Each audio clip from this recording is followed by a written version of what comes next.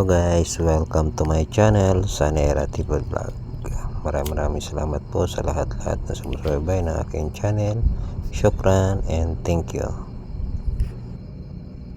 So guys, for today's video, magbiyahe tayo sa Ulas. So dito tayo sa Diversion Road mga idol.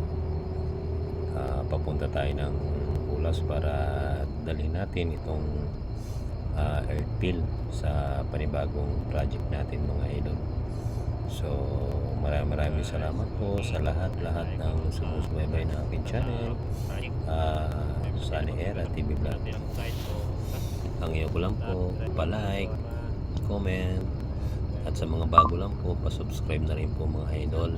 Maraming salamat po. At sana po di nyo i-skip ang aking ads para tulong nyo na rin po sa akin mga idol. Maraming salamat po.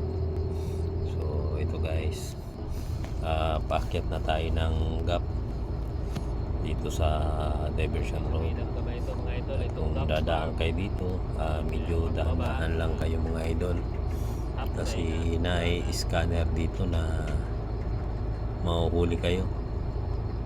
Kasi bali 4 na scanner yung nilagay dito sa Davao City mga idol, para na rin sa ibang bansa ba ang setup ng Davao City. Kasi nakapwesto na rin dito yung Akala nyo walay bantay, pero scanner. huwag kayong pasisiguro kasi Kita nyo yan. merong scanner na nakalagay sa gilid. So yan, nakita nyo yan. Pag subida na yan, pag kurbada mga idol, Na rin nyo. meron dyang naka-put up na mga CCTV or scanner. Scanner mga idol. Kaya kung pababa kayo, biglang kurbada dito sa Diversion Road, galing dyan sa may kay Tisca, ingat lang mga idol, kasi scanner dyan, yun yung maputi na yung mga idol. Dyan nakapwesto yan, yung mahaba na may pang mga monitor. So ingat kayo yan, nakita nyo yan. Yung mga bagong daan lang ng Davao City mga idol, ingat. At sa may tapat ng Crocodile mga idol, cool ba dyan? Kasi meron ding scanner dyan, o doon sa pagsubida sa may El Rio, na hindi nakalagay. Pagpabalik na kayo, galing kayo ng Buhangin or Tagum, papunta na kayo ng Tigos, may kita nyo nasa kanan. Then pagpapunta kayo ng Tagum mga idol, yan nasa kurbada niya, nasa kanan Japon nakalagay. So pinakita ko lang sa inyo para yung makapanood nitong video ko, yung mga bagong driver, basta papasok na kayo ng Davao City mga idol, na scanner dyan na nakalagay. Kaya ingat mo sa pagmamaneho, kasi pag renew nyo, doon nyo na makita na meron na pala babayaran sa LTO kasi nahuli na pala kayo sa speed limit. So thank you po sa inyong walang sawang pagsubaybay na aking channel. Kahit nabibisita mga idol, nakakapag-upload pa rin tayo kung ano yung ginagawa natin adlaw-adlaw. So sa karon, natin bagong project na ginagawa. May kita 1 hektarya yung ating tatambakan ng lupa. Yan. So dito na tayo sa may ibabaw ng Las Terrazas, sa may Tisca. Pababa na tayo uli.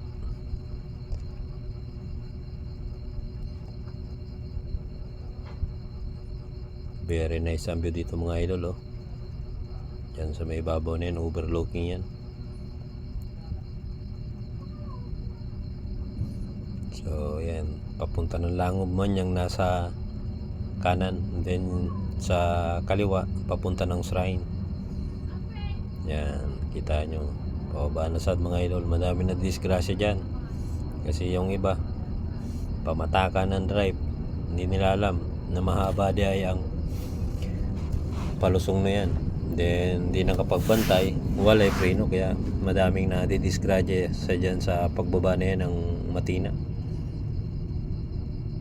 Minsan sinusuro pa nilang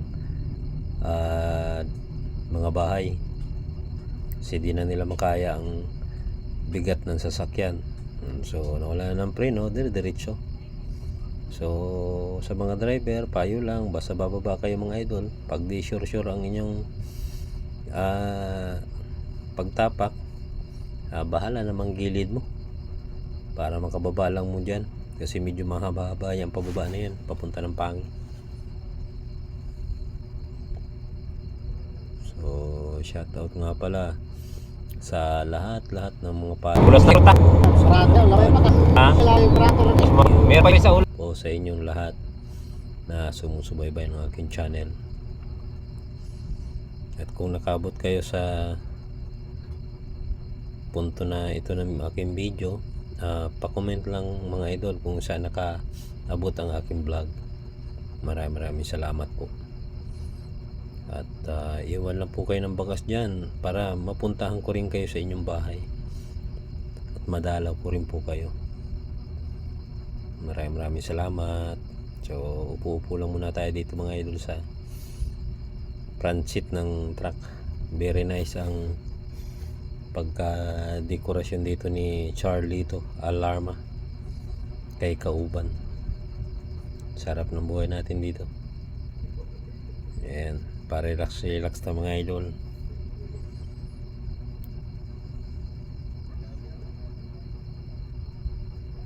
Nasa may parting bangkal na tayo mga idol. Ayan.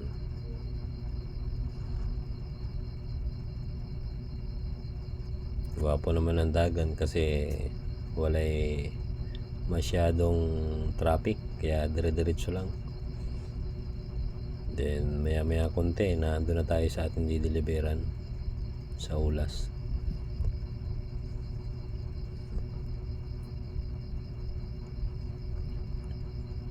So thank you, maraming salamat po.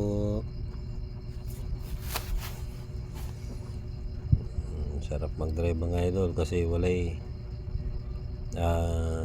traffic. Sa may maalang kasi ang medyo matraffic mga idol, pero dito sa bypass diversion road walay masyadong traffic. Yan, diretso na ta.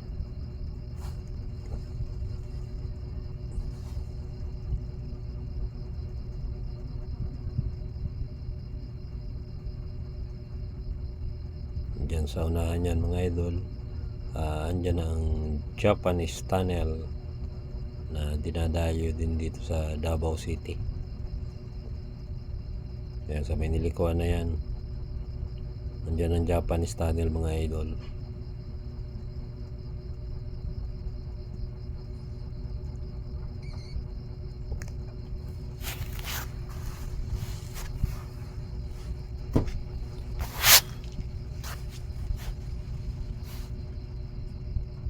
So thank you po. So ayan, balik na tayo uli mga idol. So nakasunod tayo sa 10-wheeler. Shout out sa mga driver diyan sa LPO, tapat ng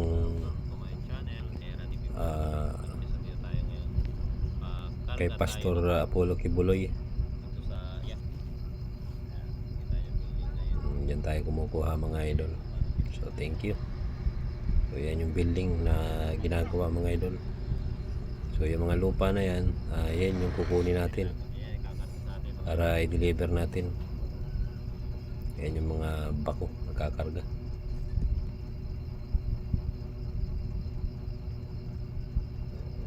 Laki ng bucket niya mga idol kasi pang 1 kubiko yan eh.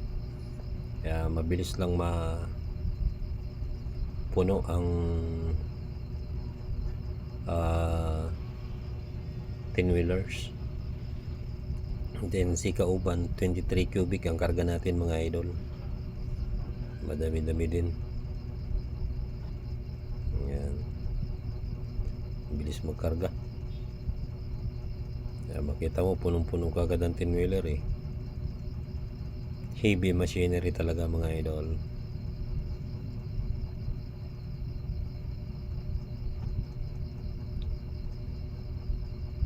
So, thank you po. Maraming salamat. Iwan lang po ng bakas dyan mga idol para mabalikan ko kayo sa inyong mga bahay. Kung nakabot kayo dito sa part na ito, paki-comment lang po kung taga-asa kayo para ma-shoutout ko rin po kayo sa susunod na nating mga vlog. Thank you for watching. Bye-bye. Thank you. Itong bukid na to, earthfill man talaga to. Kaya to ng earthfill. Oo, earthfill.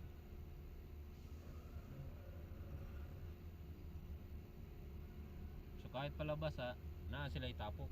Just in case ako, di ba? Tapok mo sila. Naman sila stockpile. Stockpile. Pwede man nilabay rin nila dre. Oo.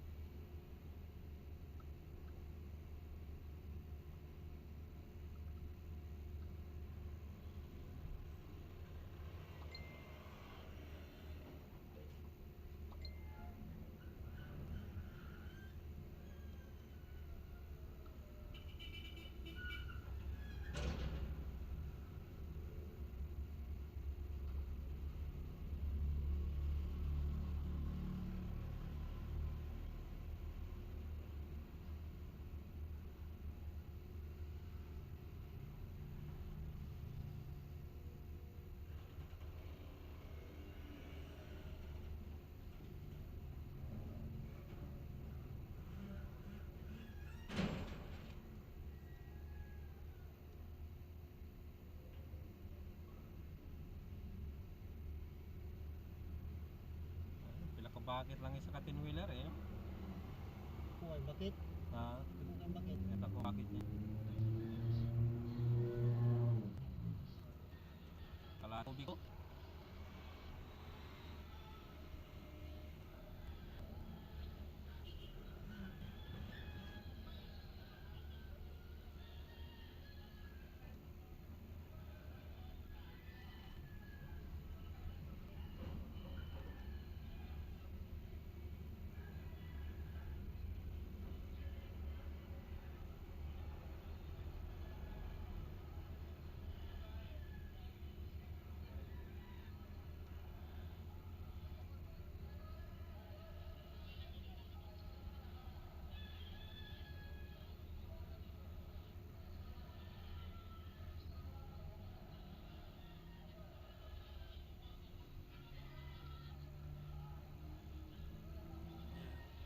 Tayo, waiting tayo mga idol. Thank you. Maraming salamat po.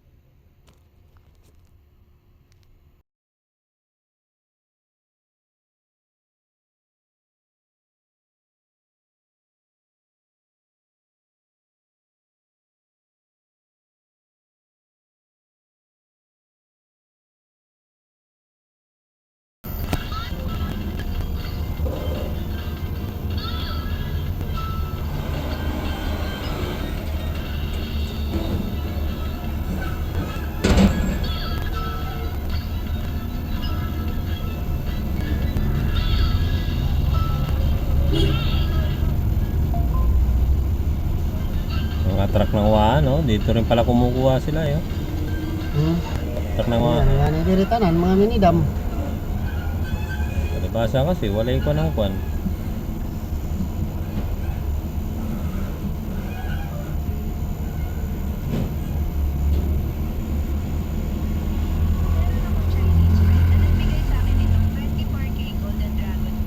Tayo naman mapakarga mga idol. Sunod na ta. Daw, pag naglalagay tayo ng pera, is papasok lagi yung head para tuloy-tuloy imbak na ito.